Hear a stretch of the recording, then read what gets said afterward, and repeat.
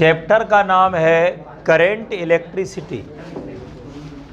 बात नहीं करें, चैप्टर का नाम है करंट इलेक्ट्रिसिटी। करंट क्या होता है?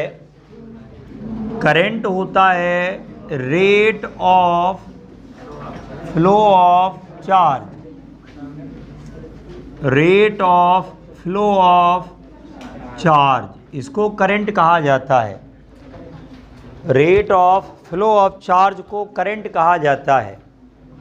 ठीक है, rate of flow of charge को करंट कहा जाता है, that is called current.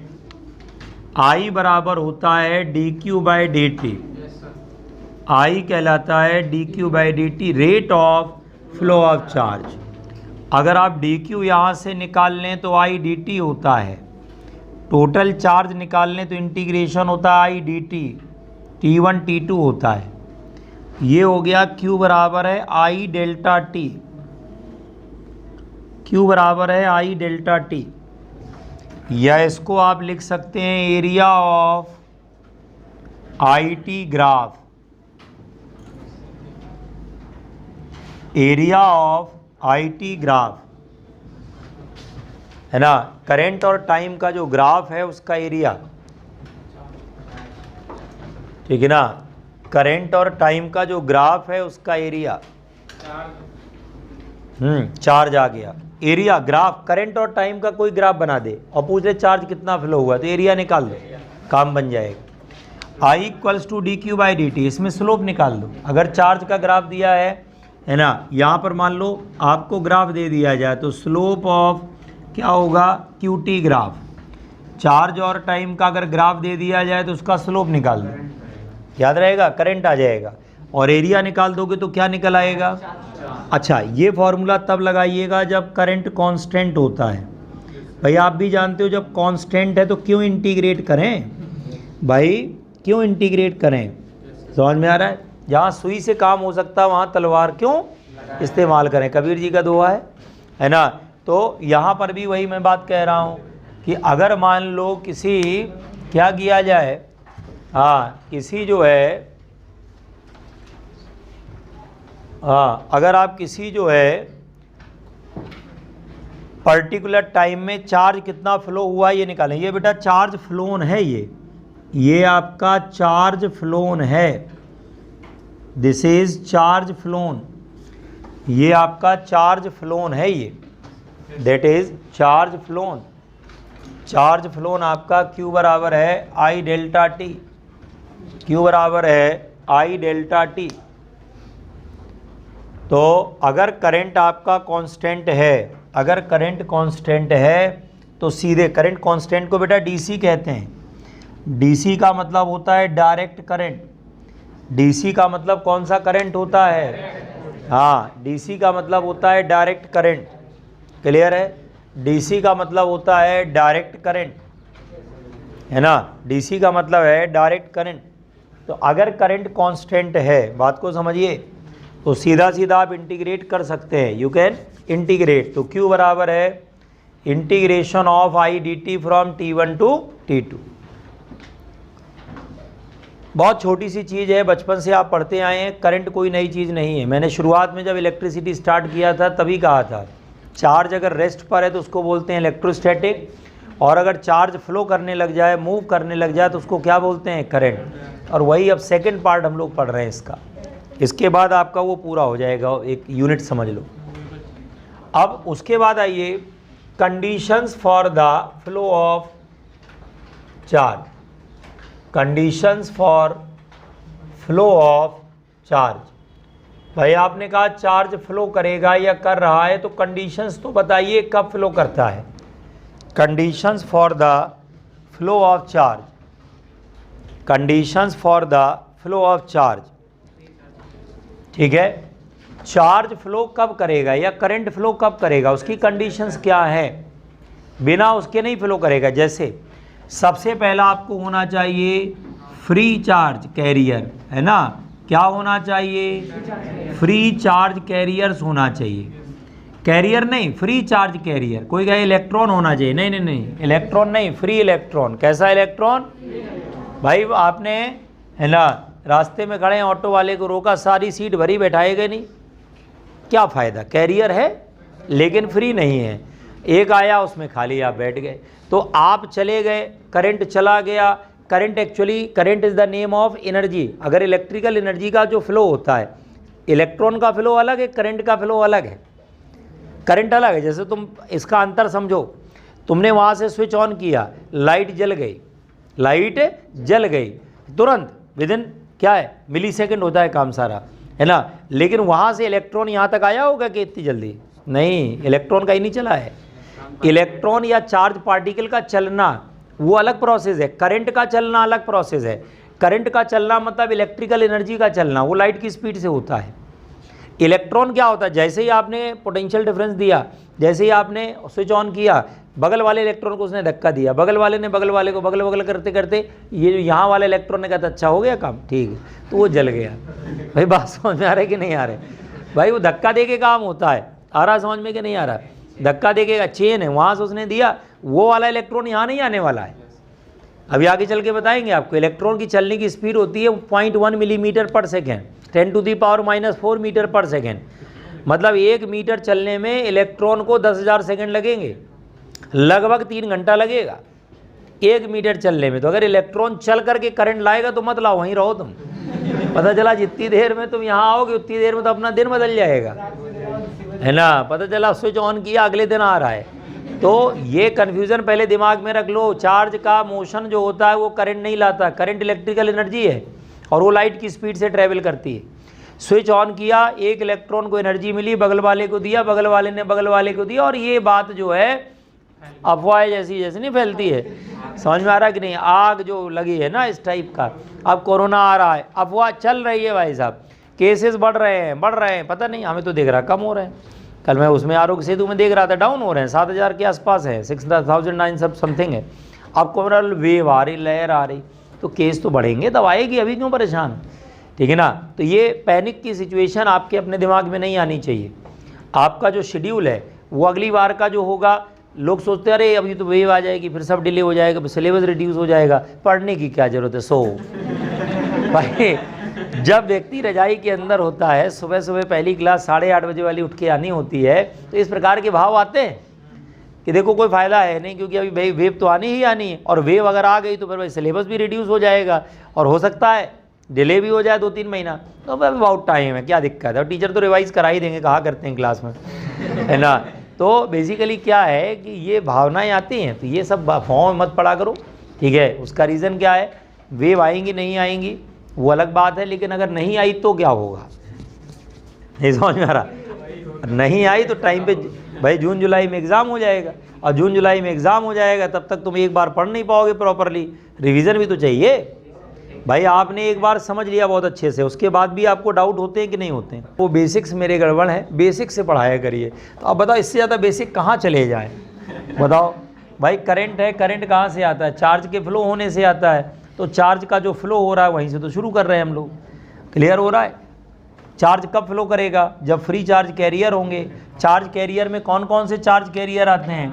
Electron आता है, होल आते हैं, है ना, आयंस भी आते हैं। सेमीकंडक्टर में जब आप जाएंगे तो वहाँ होल, हिंदी में कोटर बोलते हैं, तो होल होते हैं सेमीकंडक्टर में, याद रहेगा। वो भी एक प्रकार के आयन होते हैं, लेकिन उनका नाम होल रख दिया गया अलग से, तो हम अलग से इसलिए नाम लिखवाए दे रहे हैं।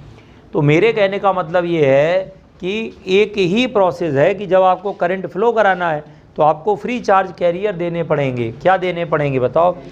हाँ, फ्री चार्ज कैरियर देने पड़ेंगे। उसके बाद दूसरी चीज़ जो आपको देनी पड़ेगी, है ना, जो दूसरी चीज़ आपको देनी पड़ेगी वो देनी पड़ेगी पोटेंशियल डिफरेंस। क्या देनी पड़ेगी, है ना? पोटेंशियल डिफरेंस देनी पड़ेगी, that is potential difference. Clear हो रहा है कि नहीं, है ना? तो आपको टोटल क्या है, करंट अगर फ्लो कराना है तो दो चीज़ें तो चाहिए भाई। आपने ये मार्कर लिया और जाकर के बैटरी के दोनों तारों से जोड़ दिया, बैटरी बड़ी ले ली, सब कुछ कर लिया, करंट तब भी नहीं फ्लो करेगा।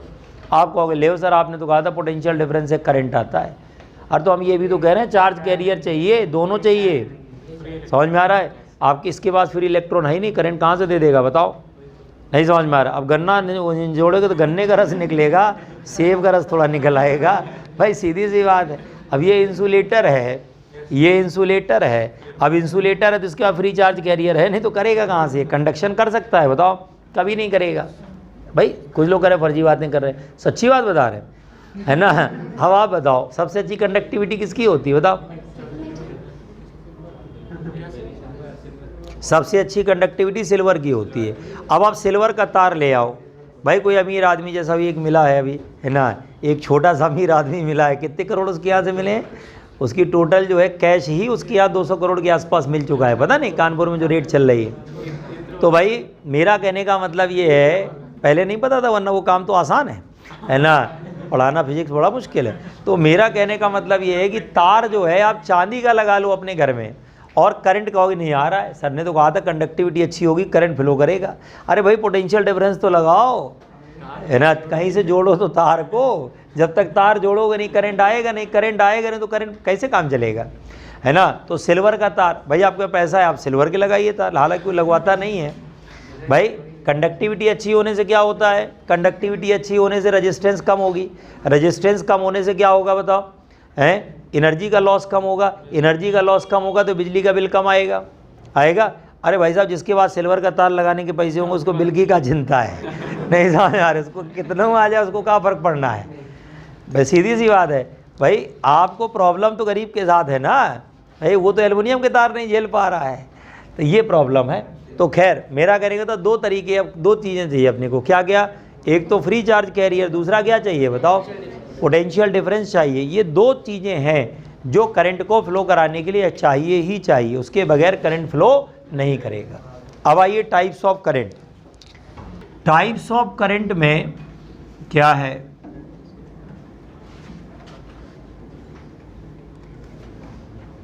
पहला है on the basis of charge carriers, on the basis of charge carriers, on the basis of charge carriers, charge carriers के बेसिस पर। तो सबसे पहला होता है इलेक्ट्रॉनिक करंट,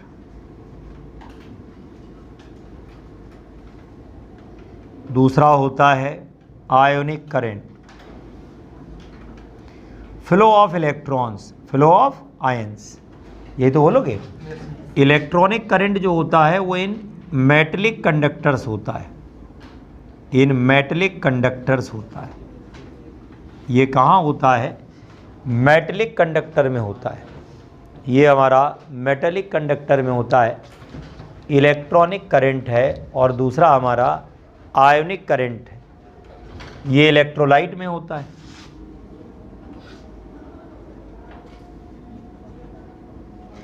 अच्छा एक बात आपको बताएं, आप लोगों ने हमेशा देखा होगा, सुना होगा कि जो करंट की डायरेक्शन बनाई जाती है हमेशा पॉजिटिव से कहाँ बनाई जाती है, लेकिन ये आपको ही पता है ये गलत है।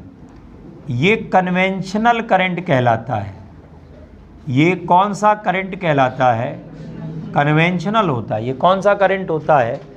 ये हमारा कन्वेंशनल करंट होता है, ठीक है ना, that is called conventional current, ठीक है। इसको हम लोग बोलते हैं कन्वेंशनल करंट, समझ में आ रहा है? ये जो आपका है कन्वेंशनल करंट कहलाता है, that is called conventional current. ये हमारा कन्वेंशनल करंट कहलाता है। एक तरफ प्लस है, एक तरफ क्या है? माइनस है। तो प्लस से माइनस की तरफ करंट फ्लो कर रहा है, इसको हम लोग बोलते हैं conventional current, that is called क्या?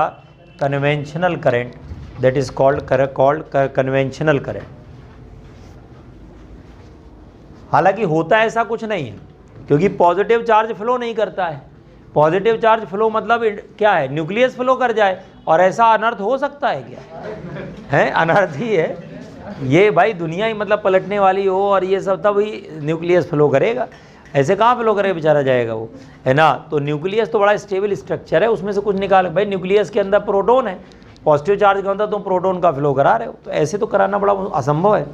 अब ये कन्वेंशनल है। कन्वेंशनल मतलब सुविधा के अनुसार हमने मान लिया है, सुविधा के अनुसार मान लिया है कि भाई हाई पोटेंशियल से लो पोटेंशियल है, पॉजिटिव चार्ज का फ्लो होता है ना, तो ये कन्वेंशनल करंट कहलाता है। डायरेक्शन हमेशा कन्वेंशनल करंट की ही बनाई जाती है। तो ये हो गया बेटा on the basis of charge carrier. दूसरा क्लासिफिकेशन देखिए, on the basis of method of flow. Method of flow, flow करने का जो मेथड है उसके बेसिस पर, on the basis of method of flow, कौन सा मेथड है, कैसे करंट फ्लो हो रहा है। जितने प्रकार के करंट लिखे कहीं सुने ना होंगे, समझ में आ रहा है कि नहीं आ रहा है? सारे टाइप के करंट जो है आपको जो बताए दे रहे हैं, ठीक है ना। प्रॉब्लम ये नहीं कि हम क्या कर बताते हैं, मेन ये कि जो हम बताते हैं उसी में से क्वेश्चन आते हैं, है ना। एक बात। दूसरी बात, अगर आप सोचोगे नहीं ये क्यों बता रहे हैं तो ये गलत सोच रहे हो। कहीं ना कहीं वो क्वेश्चन आपको आना है, कहीं ना कहीं दिमाग में रखो, कभी ना कभी आ जाएगा। इस साल आएगा नहीं, अगली साल, हमारा तो ये दिमाग में रहता है, उसके बाहर नहीं जाएगा। क्लियर हो रहा है कि नहीं हो रहा है? ये इसमें बिल्कुल आंख बंद करके पढ़ते चलो, जो पढ़ा दे इसका मतलब यही सिलेबस है। अब कहोगे तो घमंड वाली बात हो गई, एक्सपीरियंस वाली बात है ये। भाई जो टीचर पेपर बनाता होगा वो भी एक्सपीरियंस होगा। कितने साल का? भाई 25 साल का होगा, अपन 22 के हैं। भाई 22 साल से हम पढ़ा रहे हैं, ठीक है ना। अगर देखा जाए प्रोफेशनली जो है 22 साल हो गए नीट के बच्चों को और जेई बच्चों को पढ़ाते हुए, तो 22 ईयर्स से हमको ही पता चल गया कि क्वेश्चन कहाँ से उठता है। अच्छा, ये यहाँ से इतना तोड़ के निकाला जाएगा, आ रहा समझ में कि नहीं आ रहा? इतना क्वेश्चन ब्रेक किया जाएगा यहाँ पे, तो वो कहीं ना कहीं अंदर से इंट्यूजन आ जाता है, ऐसे होगा, अच्छा तो ये कर लो। आ रहा समझ में कि नहीं आ रहा? इसलिए, और ऑब्जेक्टिव एग्जाम का अपने को एक्सपीरियंस है, बाकी का नहीं है ना सोचना। अब बोर्ड वोर्ड में नहीं पता चलता कहाँ से क्या पूछ लेते हैं, चूरन छाप एग्जाम होते हैं। तो लेकिन नीट का और जेई मेंस का, नीट का और जेई मेंस का जो है, हाँ, और नहीं देखो उसमें क्या हो, सोचो गरीबी की लिमिट है। जो आदमी कहता है ना वो उसमें भी नंबर कम आते हैं लोगों के। तो क्या करते रहते तुम लोग हैं? भाई पढ़ाई अगर करो और उसमें छोटी छोटी चीज़ों के लिए तो गरीबी है। नहीं समझ में आ रहा है? पता चला जैसे नहीं गरीब आदमी होता है, कैसे क्या होगा, साइकिलें नहीं है, तो मानसिकता से ऊपर उठो, है ना। नीट वीट क्या होता है सर, 180 नंबर की बात हो रही है ना। 180 आएंगे इस बार, आएंगे कि नहीं आएंगे? ठीक है, बिल्कुल आएंगे तुम्हारे, on the basis of method of flow. देखो कॉन्फिडेंस होना चाहिए, मिलेगा नहीं मिलेगा वो बात की बात है। अब मेथड ऑफ फ्लो में बताओ बच्चा कौन कौन सा? सबसे पहला मेथड कंडक्शन, वेरी गुड, सब तो जानते हो तुम लोग, पढ़ पढ़ के बता ही दे रहे हो, कंडक्शन करंट। दूसरा कौन सा होता है? डिस्प्लेसमेंट होता है, दूसरा वाला होता है डिस्प्लेसमेंट। तीसरा वाला कौन सा होता है? हाँ, तीसरा वाला होता है डिफ्यूजन। कंडक्शन करंट मिलेगा मेटल्स में, लिख लीजिएगा, ये मेटल्स में मिलता है कंडक्शन करंट, मेटलिक कंडक्टर्स में, है ना। डिस्प्लेसमेंट करंट जो होता है ये between the plates of capacitor होता है, between the plates of capacitor होता है, कैपेसिटर की जो प्लेट होती है उनके बीच में होता है। और डिफ्यूज़न करंट जो होता है वो सेमी कंडक्टर में होता है। सेमी कंडक्टर में इलेक्ट्रॉन होते हैं, होल होते हैं, दोनों मिलकर के डिफ्यूज़न करंट डेवलप करते हैं। याद रहेगा से, है ना, सेमी कंडक्टर्स में होता है, लिख लेना, बात नहीं करें। ये कहाँ पर होता है? सेमी कंडक्टर में होता है डिफ्यूज़न करंट। सेमी कंडक्टर में दो प्रकार का करंट होता है, एक डिफ्यूज़न एक ड्रिफ्ट। दो प्रकार का करंट होता है, ड्रिफ्ट करंट को कंडक्शन करंट ही कहते हैं। तो सेमी कंडक्टर में दोनों प्रकार का होता है, ड्रिफ्ट भी होता है डिफ्यूज़न भी होता है। समझ आ रहा है कि नहीं आ रहा है? एक कौन सा करंट होता है बोलो? ड्रिफ्ट करंट होता है। दूसरा कौन सा होता है बोलो? डिफ्यूज़न करंट होता है। आ रहा है समझ में कि नहीं? तो ये हो गया। अब उसके बाद जो है तीन टाइप का करंट हो गया। डिस्प्लेसमेंट करंट जो है बिटवीन द प्लेट्स ऑफ क्या? कैपेसिटर की प्लेट के बीच में कोई मीडियम है नहीं। अब यहाँ से यहाँ फिर भी सिग्नल जाता है, करंट जाता है, इसको क्या बोलते हैं? Displacement current. ये वेव के फॉर्म में चलता है। किसके फॉर्म में चलता है? और इलेक्ट्रोमैग्नेटिक वेव की डिस्कवरी यहीं से शुरू हुई थी। मैक्सवेल ने सबसे पहले बताया था कि दो प्लेट के बीच में करंट जाता है। उसके पहले लोग कहते थे नहीं जाता है, इनने कहा जाता है। अच्छा, उनने कहा अच्छा जाता है, हाँ। तो लोगों को फिर महसूस करना शुरू किया, लोगों को पता चला हाँ यार जाता तो है। फिर धीरे धीरे प्लेट के बीच का गैप बढ़ाते गए, तब भी जाता है। आज की डेट में मोबाइल का एक प्लेट अपने पास है, एक प्लेट अमेरिका में है, करंट जाता है भाई, इलेक्ट्रोमैग्नेटिक वेव जा रही है कि नहीं जा रही है, यही तो है। तो ये जो सिग्नल का ट्रांसमिशन है, इलेक्ट्रोमैग्नेटिक वेव के बारे में पूरी जानकारी, इसलिए आप देखेंगे इलेक्ट्रोमैग्नेटिक वेव का जो चैप्टर है, पहला जो हेडिंग है वो इलेक्ट्रोमैग्नेटिक वेव के चैप्टर की पहली हेडिंग डिस्प्लेसमेंट करंट ही होती है, क्योंकि इलेक्ट्रोमैग्नेटिक वेव के बारे में जो सुगबुगाहट हुई थी वो यहीं से हुई थी। कहते नहीं जहाँ से शुरुआत हुई, अच्छा ये भी होता है, तो ये भी होता है जो शब्द है वो डिस्प्लेसमेंट करंट से ही आया था, क्योंकि कैपेसिटर की प्लेट तो बहुत छोटी डिस्टेंस होती है, मिलीमीटर माइक्रोमीटर दूर होती है एक दूसरे से, लेकिन लोगों को ये अंदाज़ा लगा इधर से इधर जा सकता है बिना मीडियम के। कैसे जा सकता है? फ्रिक्वेंसी बढ़ाते जाओ बढ़ाते जाओ बढ़ाते जाओ, मेगाहर्ट्ज तक पहुंच गए भाई साहब। कहाँ तक पहुंच गए भाई? मेगाहर्ट्ज में चलता है, आप लोग सुनते नहीं हो रेडियो, सुनते हो नहीं जानते? मेगाहर्ट्ज वाला ही तो होता है, 93.5 मेगाहर्ट्ज, नहीं सही है तो हाँ वो सुनते हो, ठीक है। तो मेरा कहने का मतलब ये है, हाँ तो उसमें जो है वो आपका मेगाहर्ट्ज ही तो है, और दूसरा वाला जो चैनल होता है किलोहर्ट्ज वाला होता है, AM और FM करके होता है। FM जो आपका मेगाहर्ट्ज होता है, और AM वाला चैनल कौन सा होता है वो, है ना, किलोहर्ट्ज वाला होता है, विविध भारती वगैरह। खैर तो वो तो उसमें मेगा में भी आ गया। तो on the basis of method of flow में कंडक्शन, डिस्प्लेसमेंट, और तीसरा कौन सा हो गया? डिफ्यूजन। याद रहेगा बेटा, भूलेगा तो नहीं, ये सब कहानियाँ इसलिए सुना देते हैं भूले ना, है ना, और कोई इसका मतलब नहीं है, सब्जेक्ट का पार्ट नहीं है। अब ये ना कहना विविध भारती पढ़ा रहे थे सर, भाई आपने जाके बाहर बताया सर क्या पढ़ा रहे थे, उन्होंने कहा विविध भारती पढ़ा रहे थे। आदमी कहेगा फिजिक्स पढ़ा, आदमी विविध भारती पढ़ा रहा है। अच्छा बता दोगे तो क्यूरियोसिटी में आ भी जाएगा पढ़ने, कहेगा अच्छा फिजिक्स में कहीं होगा सिलेबस में, पता नहीं हमको। फिजिक्स के नाम पे तो बहुत सारी अफवाहें उड़ी हैं ना। तो इसमें जो है अगला है on the basis of on the basis of method of flow, method नहीं, magnitude and direction, magnitude and direction, on the basis of magnitude and direction, magnitude और डायरेक्शन के बेसिस पर, on the basis of magnitude and direction, magnitude और direction के basis पे पहला होता है कौन सा?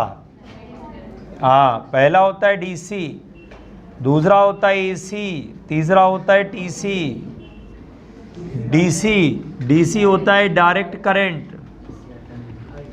ये होता है डायरेक्ट करंट। एसी होता है ऑल्टरनेटिंग करंट, और तीसरा होता है ट्रांजिएंट करंट। डीसी, एसी और टीसी तीन प्रकार के करंट होते हैं, है ना, तीन प्रकार के करंट होते हैं। DC direct current, AC alternating current, TC transient current होता है। तो तीन प्रकार के करंट होते हैं। There are 3 types of current, DC, AC और टीसी, है ना। डीसी होता है एक डायरेक्ट करंट होता है, एसी होता है ऑल्टरनेटिंग करंट, टीसी कौन सा होता है? अब जरा ग्राफ पे नज़र डालिएगा, ग्राफ देख करके आपको एक बार में समझ में आ जाएगा तीनों में अंतर क्या है। देखना भाई लोग, आई और टी है, अगर ग्राफ बन जाए बिल्कुल सीधा तो डीसी है। मतलब क्या हुआ इसका, कौन बताएगा? नहीं भाई ट्रांसलेशन, हाँ बताओ क्या मतलब हुआ इसका। तुम्हें पता नहीं, पता तो किसी को नहीं, ग्राफ देख के बताओ, ऐसे ना चलेगा, बाकी लोग बोलेंगे नहीं, गुरो अपने चश्मे से। हाँ हमने कहा ग्राफ देख के बताओ, डीसी का ग्राफ है ये, इसको देख के तुमको क्या पता चल रहा है? किसको क्या पता चल रहा है? बताओ भाई, तुम बताओ।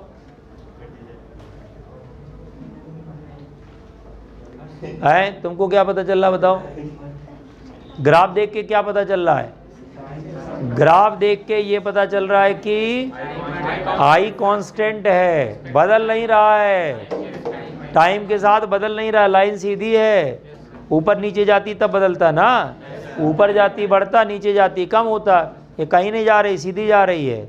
इसका मतलब current does not change with, लिख लीजिए। पहला डीसी है, डीसी है करंट समय के साथ नहीं बदलता, हिंदी में लिख लो। करंट समय के साथ नहीं बदलता है। हिंदी माध्यम के विद्यार्थी लोग बड़े परेशान रहते हैं, इंग्लिश में पढ़ाते हैं। इंग्लिश हमें खुद नहीं आती, हम तुम्हें कहाँ पढ़ाएंगे ना भाई, सीधी सी बात है। ये बोलो कि तुम्हें हिंदी भी नहीं आती है और नहीं तो क्या। करंट समय के साथ जो है नहीं बदलता है, चेंज ही नहीं होता है। इसको क्या कहा जाता है? डीसी, है ना। उसके बाद दूसरे नंबर का करंट है ऑल्टरनेटिंग, वेव के आकार का होता है, प्लस और माइनस, करंट और टाइम बना लीजिएगा। ऑल्टरनेटिंग, ऑल्टरनेटिंग, हाँ, ये बदलता है समय के साथ और ये हार्मोनिकली बदलता है, इसको हार्मोनिक बोलते हैं, है ना। तो current changes, I changes harmonically with time, current changes harmonically with time। बात मत करो, डोंट टॉक। अगला देखो, ट्रांजिएंट करंट। ट्रांजिएंट करंट जो है ये होता है, आई है, टी है, और ये ग्राफ ऐसे है ना, एक्सपोनेंशियली चेंज होता है। ऐसे ऐसे भी हो सकता है, ऐसे भी हो सकता है, ग्रोथ भी है, डिके भी है, दोनों हो सकता है ना। Current changes exponentially, current changes exponentially with time. इसमें डायरेक्शन नहीं बदलती है, मैग्नीट्यूड बदलता है, वो भी एक्सपोनेंशियली। ये आपके लिए नई चीज होगी। ट्रांजिएंट करंट डीसी है, नहीं डीसी एसी तो कॉमन है, सबको पता भी होता है। और टीसी एक्चुअली पढ़ा है लेकिन उसको ध्यान नहीं दिया है। जब ग्रोथ एंड डिके होता है, किसका? एलआर सर्किट में करंट का ग्रोथ एंड डिके सुना होगा, तो वहाँ पर जो करंट होता है वो ट्रांजिएंट ही होता है। Growth and decay of current या चार्जिंग डिस्चार्जिंग ऑफ कैपेसिटर पढ़ाएंगे अभी आगे, सिलेबस में अपने हैं, तो वहाँ पर भी यही होता है, करंट आपका एक्सपोनेंशियली बनता है। ठीक है सिलेबस में ही है, लेकिन एक्चुअली होता क्या है ना, जब चीज़ें थोड़ा सा कॉम्प्लिकेटेड होने लगती हैं तो टीचर उसको स्किप कर देते हैं। उससे आपको कभी सच्चाई नहीं पता चलती सिलेबस की, आपको लगता है इतना ही था, वो बड़ा अच्छा था, और जब पेपर देखते हैं अरे ये भी था, है ना। समझ में आ रहा है कि नहीं आ रहा? ये बिठा दे, पीछे लिख लिया सबने, लिखते चलना भाई, अंधेरे का फ़ायदा उठा के सो न जाना एक आदमी, है ना भैया। अंधेरे का फ़ायदा उठा के लोग सो जाए, एक आध नींद पूरी, उसके बाद क्या, अच्छा सर कौन से सर पढ़ाने आए थे?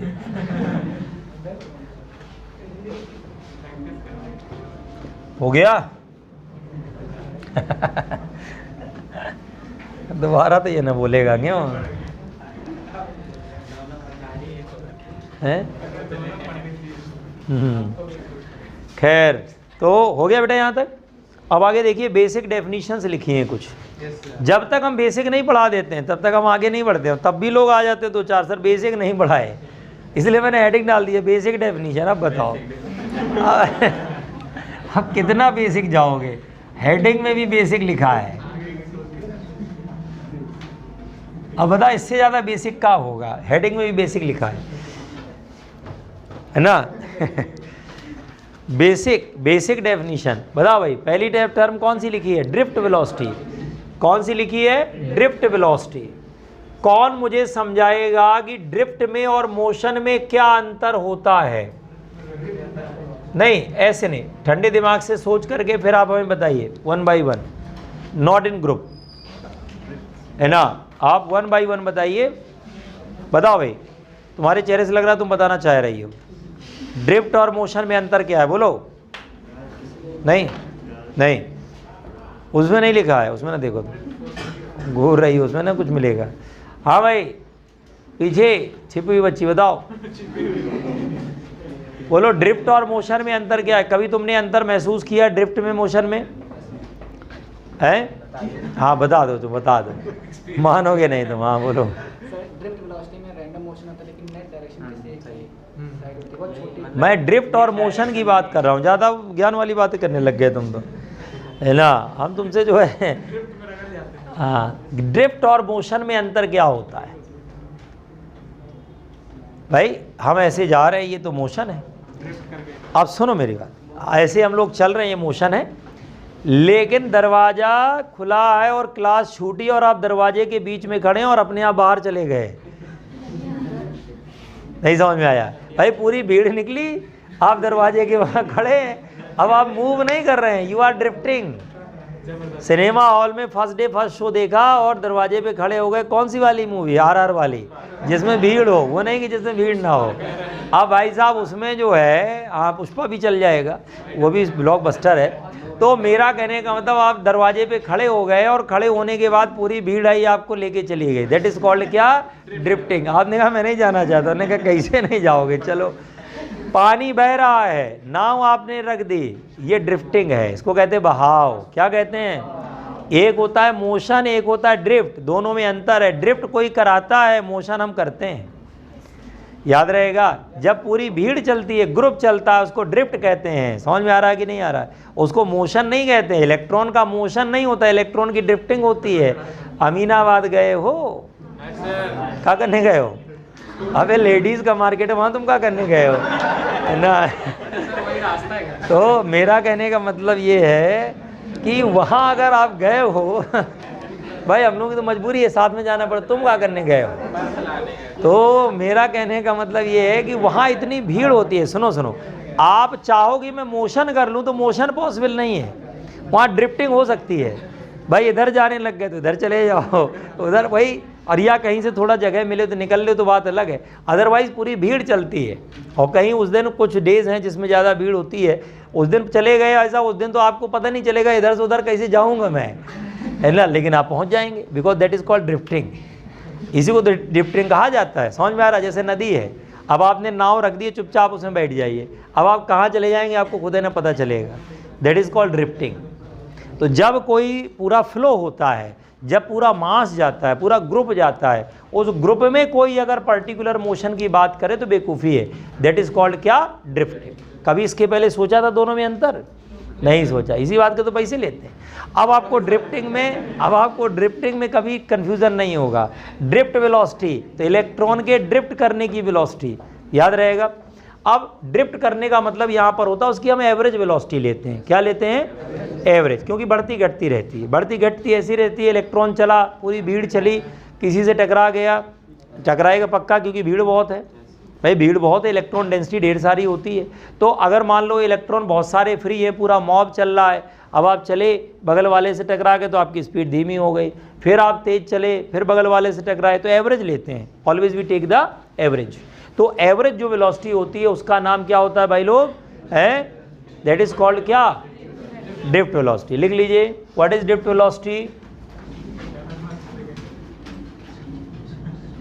Average velocity with which electrons move inside the conductor। बात नहीं, कंडक्टर के अंदर जिस वेलोसिटी से वो मूव करते हैं उसको ड्रिफ्ट वेलोसिटी कहा जाता है। और ड्रिफ्ट वेलोसिटी का जो ऑर्डर होता है वो लगभग 10⁻⁻⁻⁴ मीटर पर सेकेंड होता है।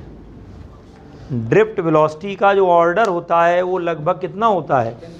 हाँ, 10⁻⁻⁴ मीटर पर सेकेंड होता है।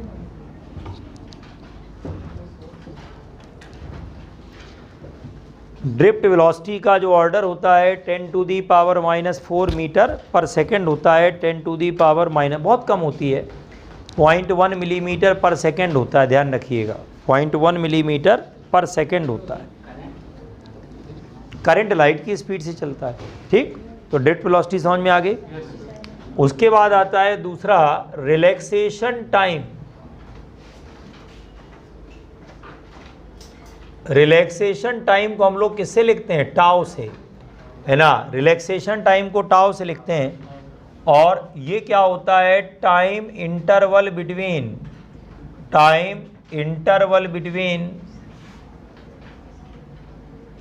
Successive collision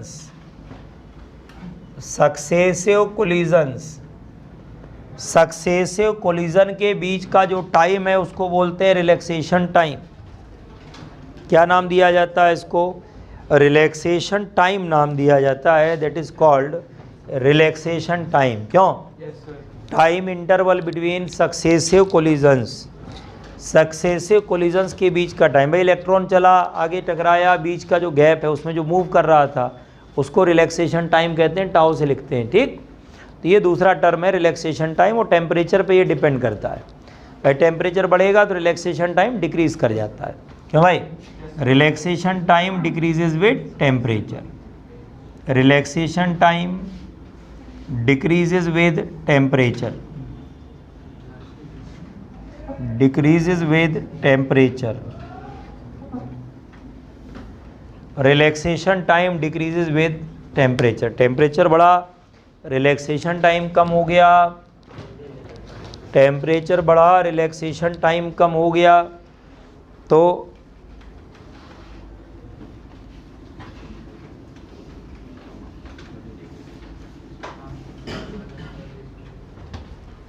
relaxation time decreases with temperature. अगला टर्म क्या है बेटा, करंट डेंसिटी। तीसरा टर्म है current density.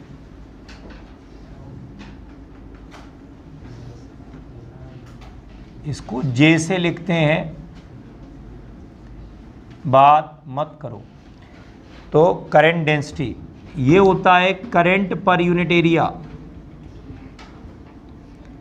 Current per unit area. इसको DI अपॉन DA भी लिख सकते हैं, छोटा अगर एरिया लेंगे तो DI अपॉन DA लिखेंगे। और आपको बता दें ये वेक्टर क्वांटिटी है, I का फॉर्मूला होता है J डॉट A। I का फॉर्मूला क्या होता है बताओ, J डॉट A होता है। I बराबर है J dot A। Current density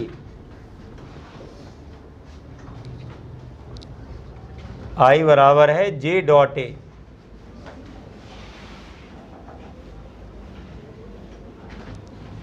I बराबर है J डॉट A। I बराबर है J डॉट A। अब देखो I स्केलर है और करंट क्या है बोलो, सॉरी I स्केलर है, J क्या है, वेक्टर क्वांटिटी है। अच्छा इसको ऐसे भी लोग समझाते हैं, जैसे ये DA हो गया, ये नॉर्मल वेक्टर हो गया और करंट इधर फ्लो हो रहा है, तो यहाँ पर आप क्या लिखोगे पता है, DI is equal to J dot DA। बिल्कुल वैसे ही है जैसे फ्लक्स होता है, याद रहेगा। अगर आप इसकी आवश्यकता पड़ती है, लेकिन आपके एग्ज़ाम में नहीं, एडवांस वगैरह में IT में आते हैं क्वेश्चन, है ना। हमने बता इसलिए दिया क्योंकि कॉस थीटा तुमने बोला था, तो हमने कहा कन्फ्यूज़न आ जाए, इससे अच्छा मैं लिख ही दूँ। तो यहाँ पर एक्चुअली नॉर्मल से एंगल लिया जाता है। कहाँ से लिया जाता है, नॉर्मल से। खैर उसकी अलग बात, ये वाला आप यूज़ कर सकते हो, I बराबर J डॉट A या J बराबर DI अपॉन DA। इस पर एक क्वेश्चन एम्स में आया था, एक दिन एक बच्चा नीट चैंपियन से पूछ रहा था, रिपीटर बैच का, तो मैं आपको भी करा दूंगा, ठीक है। थोड़ा सा लंबा क्वेश्चन है, लेकिन ये कि आया हुआ एम्स का है। तो करंट डेंसिटी का जो है कॉन्सेप्ट होता है, करंट डेंसिटी वेक्टर क्वांटिटी होती है, ये हमेशा आउटवर्ड होती है ना भाई, डॉट प्रोडक्ट है ना बाहर की तरफ नॉर्मल के साथ है। हाँ क्रॉस सेक्शनल एरिया है, यहाँ जहाँ कहीं भी एरिया आता है बेटा क्रॉस सेक्शनल एरिया आता है, ध्यान रखिएगा। एरिया ऑफ क्रॉस सेक्शन होता है, जैसे दरवाजा है, दरवाजे से लोग निकल रहे हैं तो ये एरिया ऑफ क्रॉस सेक्शन हो गया, वो उतने से कितने लोग निकले, जैसे फ्लक्स नहीं निकालते थे वैसे ही करंट आ गया। अब बताइए समझ में आ रहा है कि नहीं आ रहा है। तो J डॉट क्या हो गया आपका DA, ये DI होता है। तो करंट डेंसिटी कैसी क्वांटिटी है बोलो, वेक्टर क्वांटिटी है। समझ में आ रहा है कि नहीं आ रहा सबको। इसके बाद आइए next,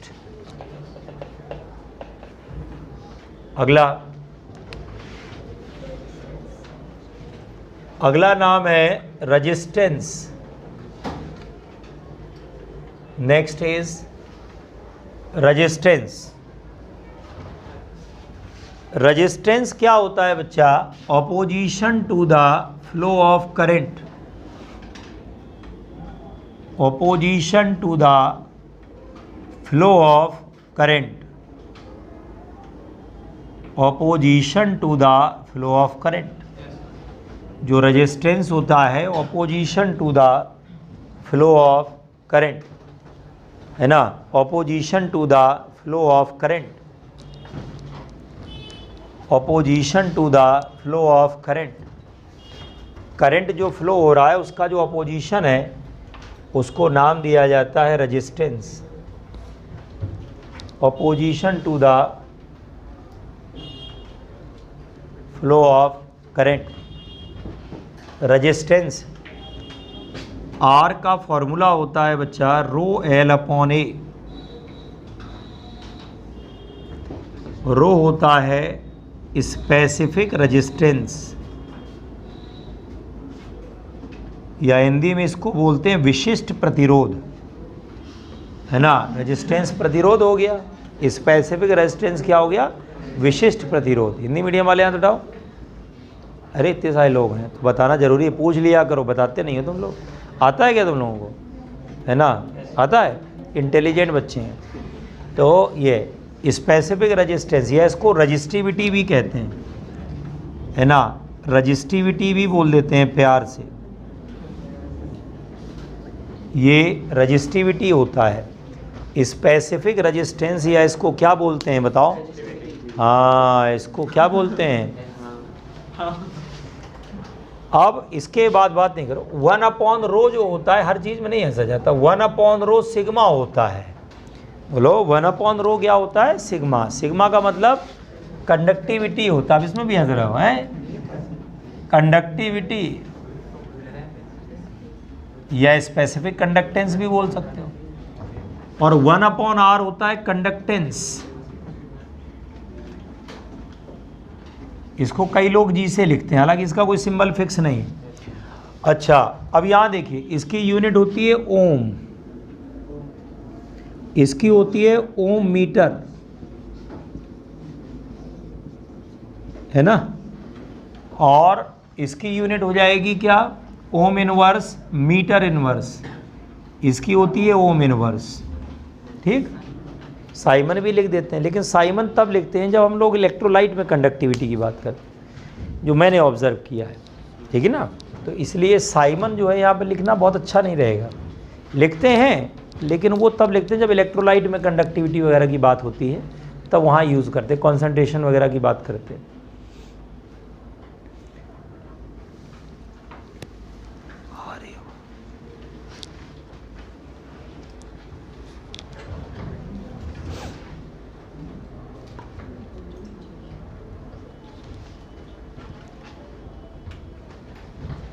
one upon rho sigma है, 1/r कंडक्टेंस है, कंडक्टेंस की यूनिट ओम इनवर्स। और जो रेजिस्टेंस होती है, जो रजिस्टिविटी हमारी है, वो दो चीज़ों पे डिपेंड करती है। किस किस पर बोलो, रजिस्टिविटी डिपेंड करती है नेचर ऑफ मटेरियल और नेचर ऑफ कंडक्टर और नेचर टेम्परेचर पर। और रेजिस्टेंस चार चीज़ों पे करता है, nature of conductor, temperature, length और एरिया। चार चीज़ों पे डिपेंड करता है। आ रहा समझ में कि नहीं आ रहा, चार चीज़ों पे डिपेंड करेगा। सब बताएंगे अभी, डिटेल सब आएगा। तो ये बेसिक डेफिनेशन समझ में आ गई कि नहीं आ गई। अब चैप्टर की शुरुआत की जाए। अभी तक तो इंट्रोडक्शन चल रहा था, है ना, अभी तक बेसिक चल रहा था। अब बताओ कितने लोगों को बेसिक समझ में आया, है ना। अब आ गया, नहीं आया, अब कहे ना देना कोई आकर के मेरे पास सर बेसिक नहीं कराए। अब इससे ज़्यादा बेसिक क्या होता है बताओ, कुछ नहीं होता है, सब कुछ बता दिया। जो शब्द इस्तेमाल होने, और मैंने कुछ ज़्यादा ही बता दिया है, मैंने कुछ ज़्यादा ही बता दिया है। करंट के टाइप वाइप जो है, ये आपको कहीं किताब में डायरेक्टली ऐसे मिलेंगे नहीं, हमने वो भी बता दिया। हमने कहा मान लो कहीं दूसरा करंट सुन लो और करंट की फीलिंग आने लग जाए तो गलत है, इसलिए हमने उसको भी क्या किया बताओ, सारे आपको यही बता दिए, ठीक है। चलिए कंप्लीट। अब चैप्टर की शुरुआत करें तो पहली हेडिंग है बेटा, relation between drift velocity and potential. चलिए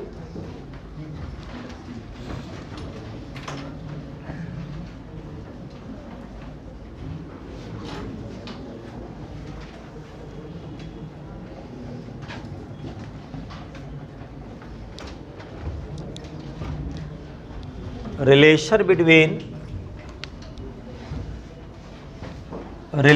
between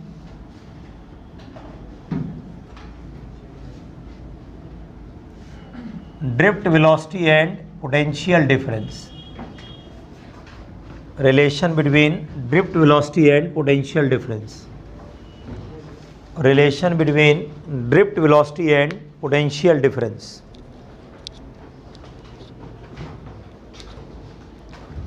अब जैसे मान लो आपने एक कंडक्टर लिया और कंडक्टर में आपने पोटेंशियल डिफरेंस लगाया, ये देखो, ये प्लस ये माइनस। जब आप पोटेंशियल डिफरेंस लगाओगे तो एक इलेक्ट्रिक फील्ड डेवलप होगा। क्यों भाई? ई क्या है यहाँ पर? इलेक्ट्रिक फील्ड है। ई क्या है? Electric field. अब अगर इलेक्ट्रिक फील्ड इधर है तो इलेक्ट्रॉन पर फोर्स उल्टी दिशा में लगेगा कि नहीं? इलेक्ट्रॉन पर जो फोर्स लगेगा वो उल्टी दिशा में लगेगा। और ये जो फोर्स का फॉर्मूला होता है वो हमारा क्यू ई होता है, तो ई कैपिटल ई आएगा। क्यों? तो एसलेशन बराबर है एफ अपॉन एम हो गया, तो E capital E upon M हो गया, तो ये आ गया ई वी अपॉन क्या है? एल एम हो गया कि नहीं हो गया? इतना एसलेशन किसका हो गया बेटा? इलेक्ट्रॉन का। समझ लो, फिर लिख लेना। तो एसलेशन होने से क्या होता है? स्पीड बढ़ती है। क्या बढ़ती है बताओ? अब मान लो कल को इलेक्ट्रॉन चला, चलने के बाद वो आगे बढ़ा, है ना, यहाँ जीरो वेलोसिटी थी उसकी, यहाँ जा कर के मान लो v1 हो गई। अब ये दूसरा इलेक्ट्रॉन मिला, उससे टकरा गया होगा। अब फिर इसकी स्पीड बढ़ी, मान लो यहाँ से जीरो से शुरुआत हुई, फिर v2 पे पहुँचा। क्यों? फिर यही हुआ दोबारा हाल इसका, यहाँ फिर टकराया, टकराने के बाद फिर जीरो से शुरू होकर के कहाँ तक पहुँचा बताओ? v3। अब ये प्रक्रिया लगभग चलती रहेगी लंबे समय तक, जब तक पोटेंशियल डिफरेंस लगेगा। क्यों? चला टकराया, चला टकराया, चल तो रहे, मजबूरी है, पीछे धक्का लग रहा है। भाई पोटेंशियल डिफरेंस मतलब धक्का, लगातार जो है आपको धक्का मिल रहा है। चलो चलो, क्लियर है कि नहीं? इधर से पुश मिल रहा है, अगर पुश मिलना बंद हो जाए, पोटेंशियल डिफरेंस मिलना बंद हो जाए तो क्यों चलेगा? क्या यार सीधे इससे पूछ रहा। हाँ, ये तो मास्क लगा के बैठी सो रही है। हाँ सीधे बैठो। हाँ, तो मैं ये कह रहा था कि इसमें जो है तुम्हें क्या समझाया मैंने? एसलेशन मिल रहा है, इससे क्या हो रहा है? इलेक्ट्रॉन के साथ है स्पीड बढ़ रही है। क्या बढ़ रही है? स्पीड बढ़ रही है। कहाँ तक बढ़ी? v1। v1 के बाद फिर जीरो हो गई, फिर वापस v2, v2 फिर जीरो हो गई, फिर क्या हो गया? v3। ऐसे बढ़ेगी। अच्छा, पहली बार का जो रिलैक्सेशन टाइम है वो τ1 है, दूसरी बार का क्या है? τ2, तीसरी बार का क्या है? τ3 है कि नहीं? तो यहाँ से v1 का क्या फॉर्मूला? u0 है, ये आएगा a τ1। v2 का क्या फॉर्मूला है? a τ2। बढ़ते बढ़ते कहाँ तक चला गया? vn बराबर क्या हो गया? a τn हो गया। क्यों? आ रहा समझ में कि नहीं आ रहा है? अब सबका आप एवरेज ले लो, सबका आप क्या ले लो बताओ? एवरेज। तो ड्रिफ्ट वेलोसिटी का जो फॉर्मूला मिलेगा v1 प्लस v2, लास्ट में vn आएगा अपॉन क्या होगा? n आ जाएगा कि नहीं आ जाएगा? यही तो बोला था। ड्रिफ्ट वेलोसिटी कौन सी वेलोसिटी होती है? एवरेज। तो जितनी वेलोसिटी आपने निकाली है बीच बीच वाली, सबका एवरेज ले लो। तो यहाँ पर क्या मिला बताओ? ये आएगा a τ1 plus a τ2 plus last में क्या हो गया? a τn अपॉन n हो गया कि नहीं हो गया? क्यों?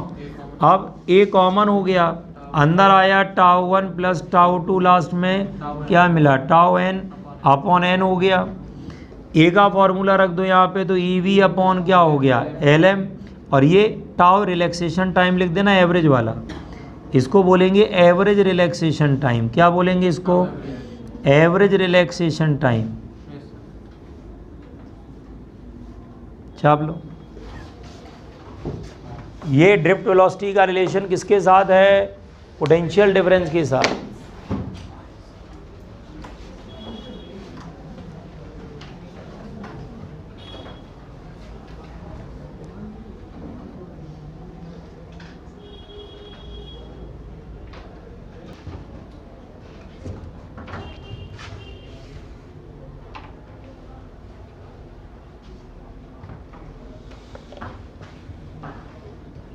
हो गया?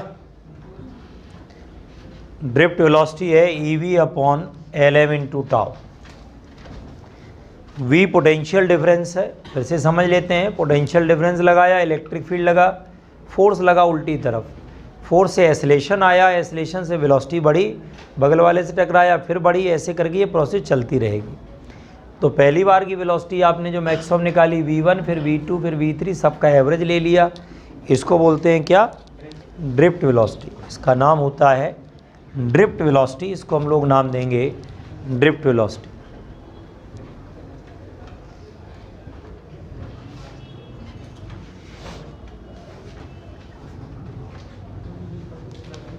अगर हमको मान लीजिए पोटेंशियल डिफरेंस के टर्म्स में देखा जाए तो इनवर्सली प्रोपोर्शनल टू लेंथ के होता है। ड्रिफ्ट वेलोसिटी हमारा इनवर्सली प्रोपोर्शनल किसके होता है, लेंथ के होता है। Drift velocity is inversely proportional to length.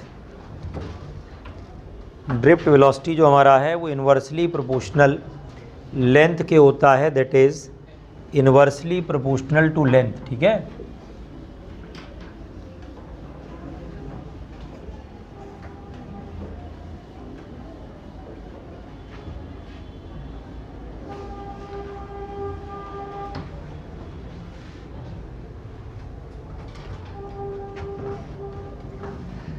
ठीक है। ड्रिफ्ट वेलोसिटी इनवर्सली प्रोपोर्शनल किसके है, लेंथ के। अब उसके बाद जो है next, relation between drift velocity and current. Heading डाल लें, relation between drift velocity and current. Relation between drift velocity and current. Relation between drift velocity and current. Drift velocity और करंट का आपस में क्या रिलेशन है, एक्सक्यूज मी, इलेक्ट्रॉन इधर flow हो रहे हैं। देखो हमने ये मान लिया कि एक पर्टिकुलर क्रॉस सेक्शन में, ये देखो ये हमने एक डेल्टा एक्स क्या लिया, पार्ट लिया। डेल्टा एक्स क्या है, displacement of electrons in time delta T. Delta T time में जो डिस्प्लेसमेंट इलेक्ट्रॉन का हो रहा है वो आपका डेल्टा एक्स हो रहा है, डेल एक्स हो रहा है। क्यों, ये आपका डेल्टा एक्स हो गया, ये आपका एरिया हो गया कि नहीं हो गया।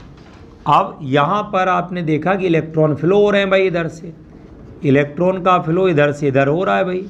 अब अगर इलेक्ट्रॉन्स का फ्लो इधर हो रहा है तो यहाँ पर क्या हो रहा है बताइए, अगर इलेक्ट्रॉन का फ्लो यहाँ से हुआ तो कितने इलेक्ट्रॉन फ्लो कर गए, नंबर ऑफ इलेक्ट्रॉन जरा देखिए, नंबर ऑफ इलेक्ट्रॉन फ्लोन, कितने इलेक्ट्रॉन फ्लो कर गए हैं बताइए। तो नंबर ऑफ इलेक्ट्रॉन फ्लोन हो जाएंगे एन ए डेल्टा एक्स, कितने फ्लो कर जाएंगे। अब ये कैसे आया, यहाँ पर ये जो एन लिखा है इलेक्ट्रॉन डेंसिटी है, क्या है ये, इलेक्ट्रॉन डेंसिटी है। इसका मतलब होता है नंबर ऑफ इलेक्ट्रॉन है पर यूनिट वॉल्यूम। अब सुनिएगा, हम लोग निकाल क्या रहे थे, हम लोग निकाल रहे थे नंबर ऑफ इलेक्ट्रॉन्स फ्लोन निकाल रहे थे। अब ये देखो इलेक्ट्रॉन डेंसिटी को हमने वॉल्यूम से मल्टीप्लाई कर दिया। किससे मल्टीप्लाई कर दिया भाई, यहाँ से यहाँ तक कितने इलेक्ट्रॉन फ्लो कर गए ये निकाल लो ना। तो कितने इलेक्ट्रॉन फ्लो कर गए, N A delta X flow कर गए कि नहीं कर गए, इतने तो नंबर है। अभी समझ में नहीं आ रहा भाई, आप सोचो इतने लोग यहाँ से निकल गए, वही वाली बात तो है, कितने, तो ये एन इंटू ए डेल्टा एक्स हो गया। ए क्या है, एरिया ऑफ क्रॉस सेक्शन है, डेल्टा एक्स तो हमने लेंथ ले रखी है, कितने टाइम वाली, डेल्टा टी टाइम वाली ले रखी है कि नहीं।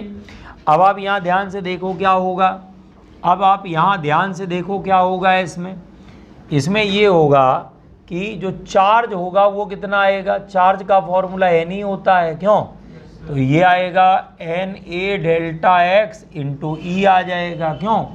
तो करंट का क्या फॉर्मूला होता है, delta Q upon delta T, तो ये आएगा N A delta X E upon delta T. ये कौन है, वेलोसिटी है। तो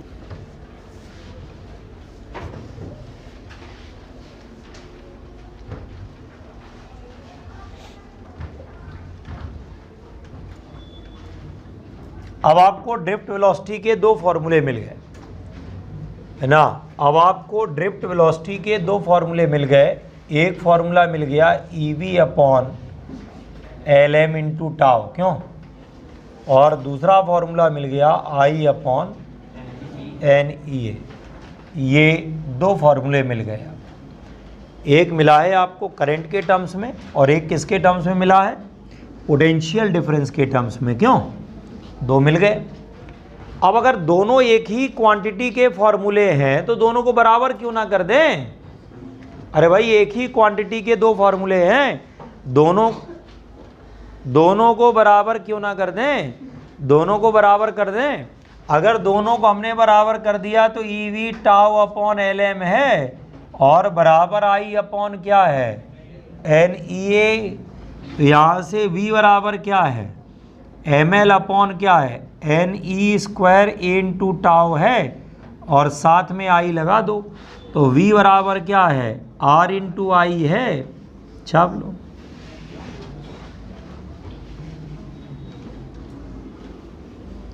भाई दोनों फॉर्मूले आपस में बराबर करने में दिक्कत क्या है, कर दो। दोनों को आपस में अगर बराबर करोगे तो सच्चाई आपके सामने आ गई। बहुत बड़ी सच्चाई आ गई सामने।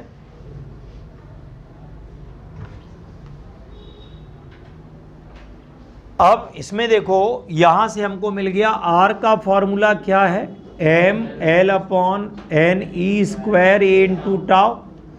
तो R बराबर है M upon NE square into tau और L अपॉन A। तो यहाँ से R का क्या फॉर्मूला है, रो L अपॉन A। छाप लो।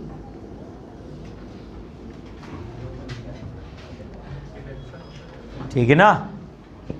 अब आप देख रहे हो साथ में सब कुछ आपको सामने मिल रहा है। रो का फॉर्मूला देखो मिल गया। अब आप कोई भी बेवकूफ़ नहीं बना सकता, आपको देख के पता चल रहा है किन किन चीज़ों पे डिपेंड कर रहा है। भाई मास इलेक्ट्रॉन का है, बदलना नहीं, इलेक्ट्रॉन का चार्ज बदलना नहीं, दो ही चीज़ें बदल सकती हैं, नॉट टाउ, दो ही चीज़ों पे डिपेंड करेगा। और रेजिस्टेंस चार चीज़ों पे डिपेंड करता है। तो है, पसंद आया कि नहीं। V equals to RI, R की जो वैल्यू है ML upon NE square into tau.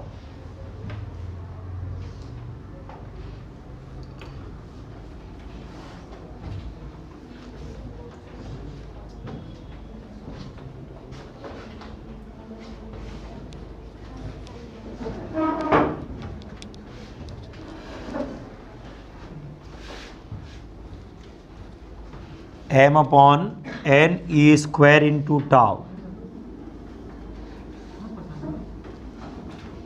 अब यहां से आप देखो रो डिपेंड्स अपॉन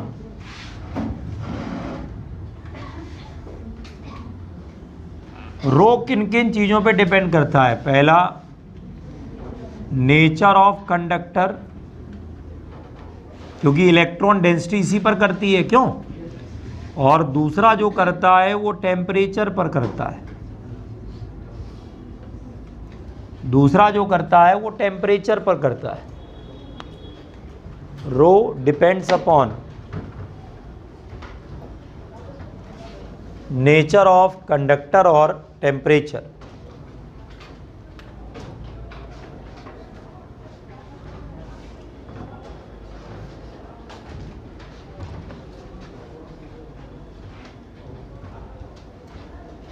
ठीक है, nature of conductor and temperature.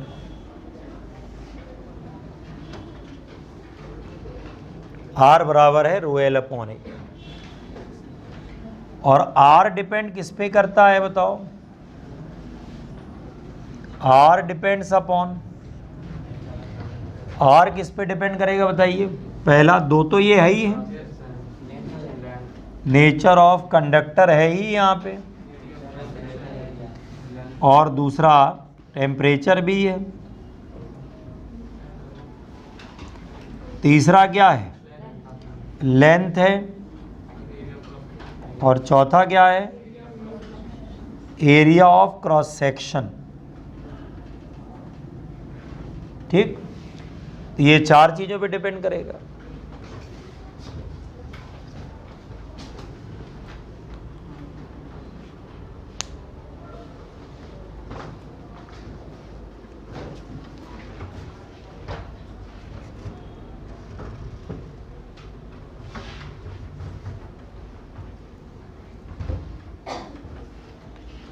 R equals to rho L upon A.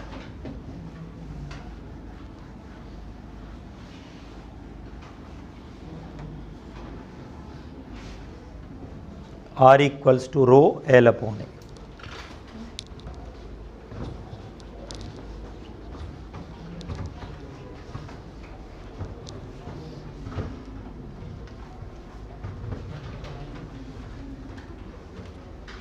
ठीक है, रो बराबर है M upon N E square into tau.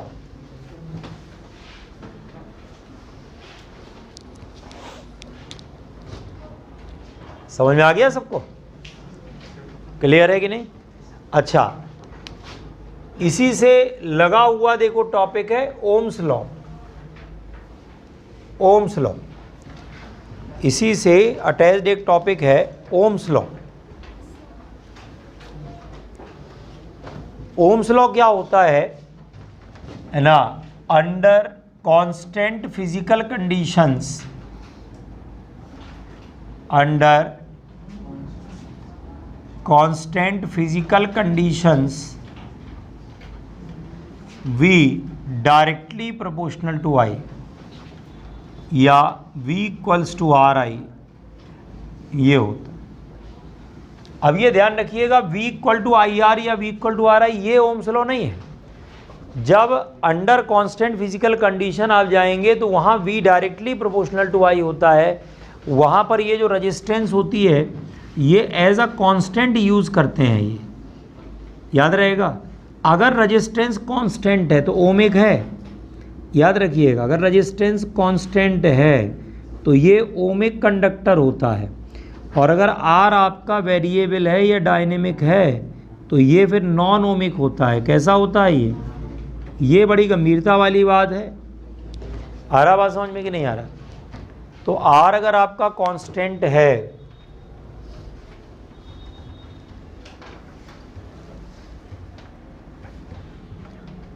R अगर कांस्टेंट है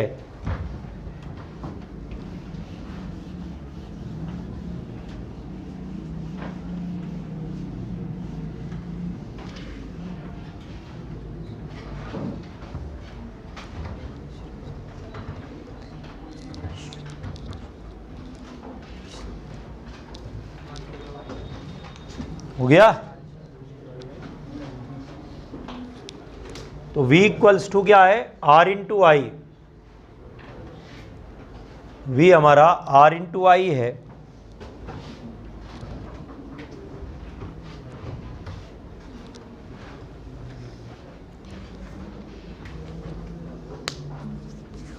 तो रो बराबर है M upon N E square into tau. तो ये हमारा रजिस्टिविटी का फॉर्मूला है, रजिस्टिविटी का फॉर्मूला है। ओम्स लॉ समझ में आ गया कि नहीं आ गया?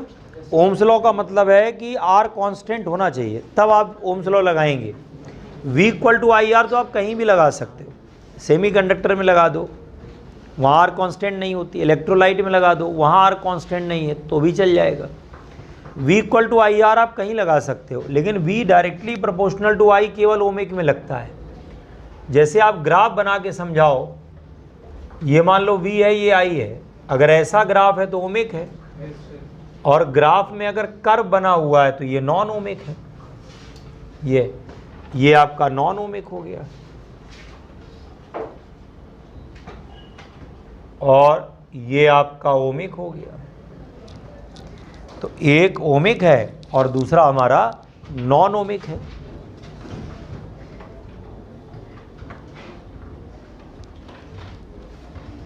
समझ में आ गया? ओमिक है, नॉन ओमिक है, तो दो प्रकार के केस हो।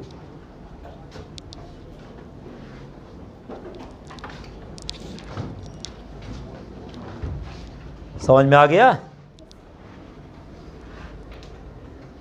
तो V equals to RI।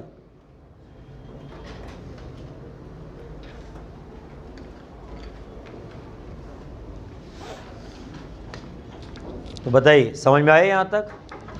Under constant physical conditions का मतलब होता है टेम्परेचर कांस्टेंट रहे। क्या कांस्टेंट रहे? टेम्परेचर कांस्टेंट रहे, और लेंथ ना बदले, एरिया ना बदले, नेचर सब कुछ है उसके अंदर। लेकिन अगर ब्रॉडली देखा जाए तो हम क्या टेम्परेचर बोल सकते हैं। क्यों? लेंथ एरिया इतनी आसानी से बदलता भी नहीं। समझ में आ रहा है भाई? बार बार तो कोई तार बदलेगा नहीं, तो बदलता क्या है बोलो? टेम्परेचर। इस पे बड़ा ध्यान रखने वाला होता है। चलिए, तो हो गया इतना, बाकी नेक्स्ट टाइम पे करते हैं, ठीक है।